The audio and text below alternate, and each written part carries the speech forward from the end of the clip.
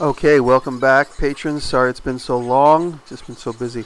Here you see is a drawing sent to me by a former student of mine who now works at Harper's Book Publishing, and she is a senior art director, and she needed a prop knife for a book cover photography session they were doing.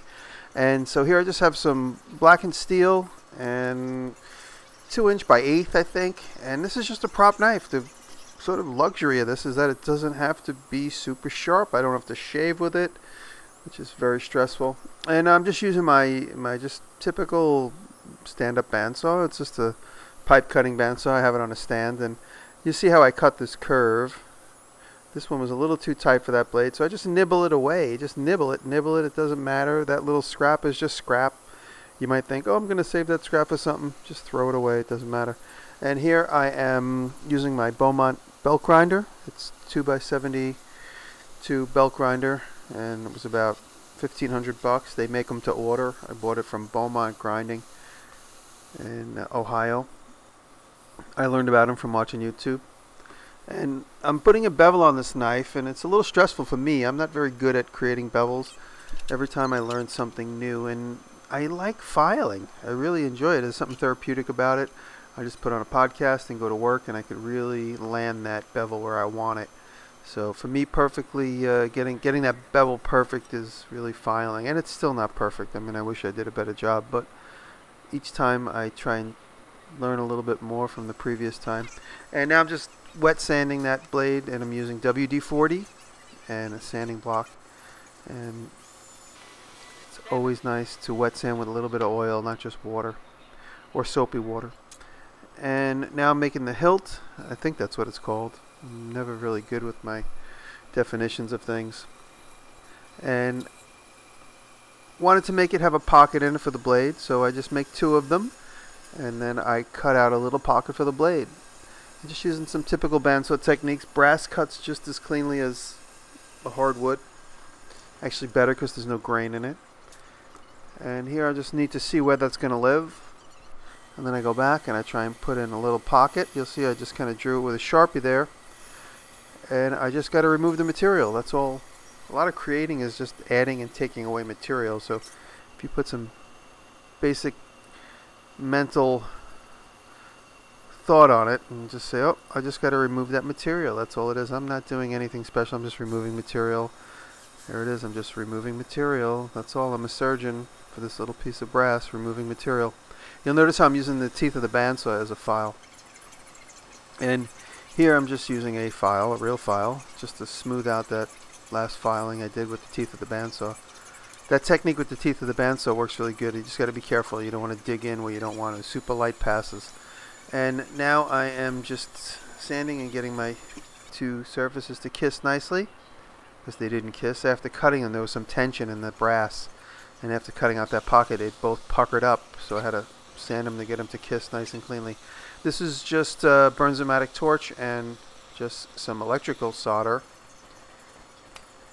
This isn't going to be used in combat, so electrical solder is perfectly good for a prop. Again, just sanding those 2 pieces now. They were hand cut, so they're not exactly the same shape, but now they are. And just using that small wheel to give me some sculptural aspects to that hilt.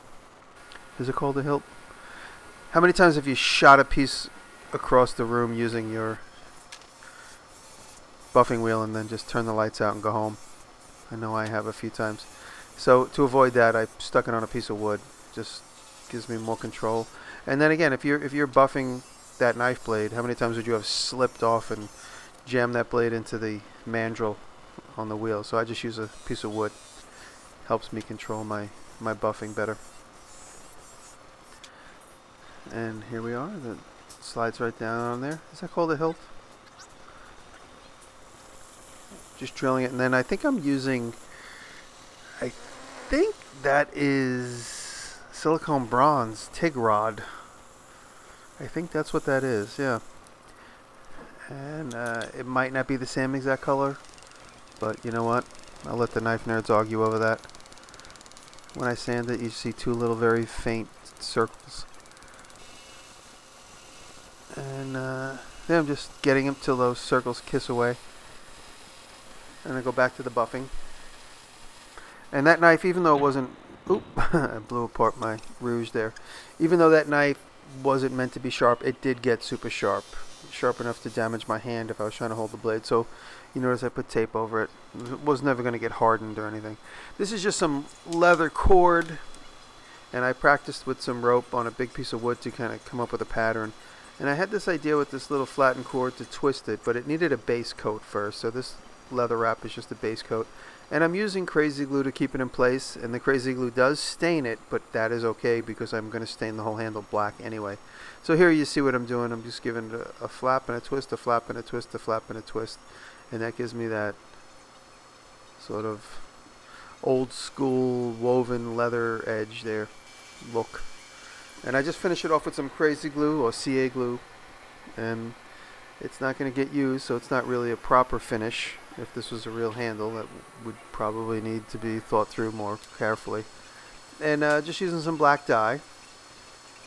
And there's my ice pick, which I was hoping to eBay, but I lost it in the yard. I gotta wait till the thaw to find it. It's under the snow somewhere. I was doing some yard work and I got home and it was gone. And now this needed to look old and weathered, so I just put it on the buffing wheel. It was a good solution. Made it look like it's been well worn, kind of like an antique scarab. Scarab, is that the right word? I don't know anything. Here it is. Prop knife, going to be in a photograph. I will show that photograph soon. Thanks for watching. Thank you to all my new patrons. I will upload a couple more videos as soon as I get the chance. Love and respect to all of you. I really appreciate it. It's fun making a prop knife. There's no stress of it having to do anything special other than look cool.